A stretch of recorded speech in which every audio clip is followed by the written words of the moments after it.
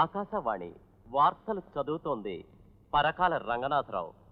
గల్లంతైపోయిన మాజీ economics lecturer Govindarao స్థానే ఒక కొత్త లెక్చరర్ రాబోతున్నారనే వార్త విద్యార్థి లోకానికి అందింది. ఆ వచ్చే కొత్త లెక్చరర్ ఆడో మగో గుడ్డో బ్యాడో తెలియక విద్యార్థులందరూ ఆందోళన చెందుతున్నారు.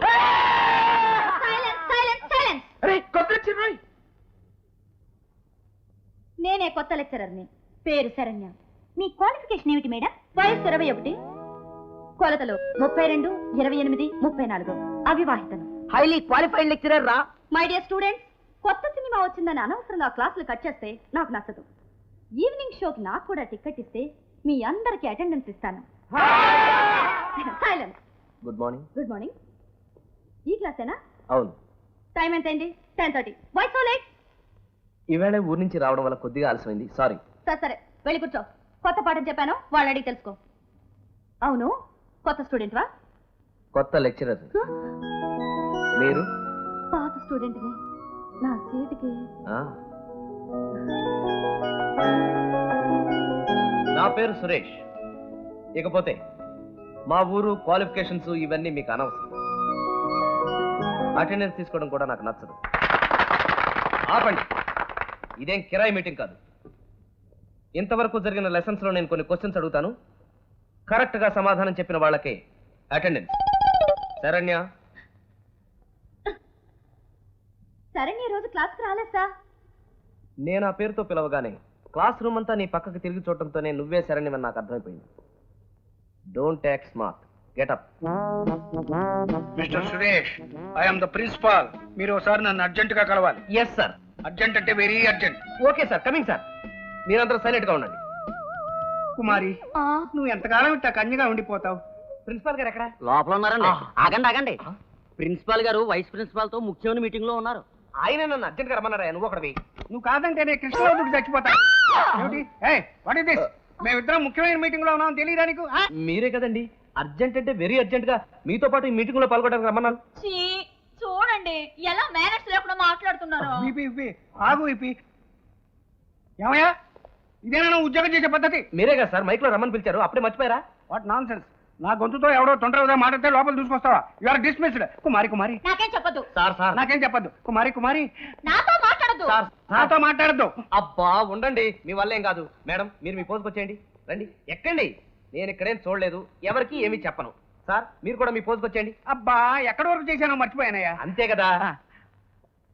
నన్ను కాదంటే నేను గుర్తుకొచ్చు. నేనంటే ఏమనుకుంటున్నారు? అందరినీ సస్పెండ్ చేసి పారేస్తాను. You see all of you. Shut up.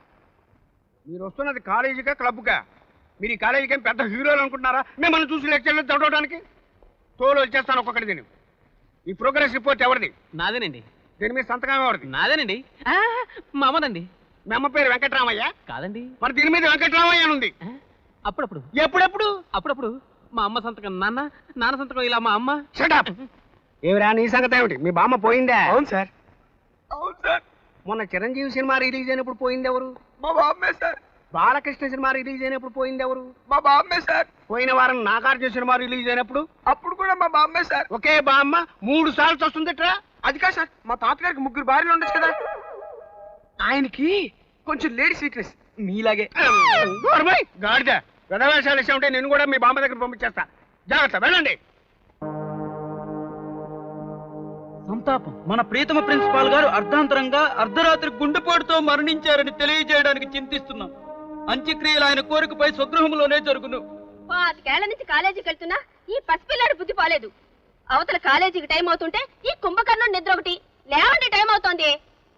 అమ్మ కలర్ పెన్సిల్ కావాలి. ఏం చేయకపోతే అక్కడేడు. ఆయన నిద్ర అయినా లేస్తారు. నాన్న కలర్ పెన్సిల్ కావాలి.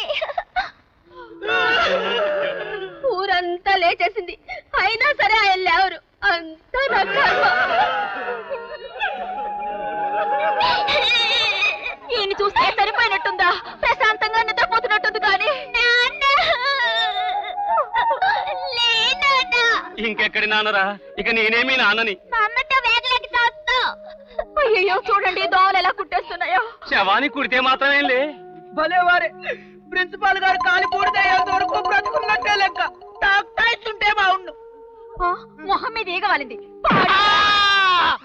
ఎవరైనా చూస్తారు నేను ఇంటికి రావద్దని చెప్పానా? మీరు ఇంకా చావలేదా? నేను చస్తే నువ్వు ప్రిన్సిపాల్ అయిపోదాం అనుకున్నావా? అయినా నేను చావడం ఏమిటి? మీరంతా కూడా నేను చచ్చానే వచ్చారా?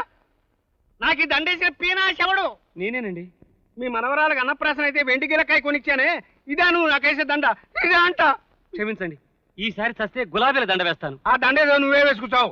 అసలు ఈ వెధవ పని చేసింది ఎవరు? Who is that?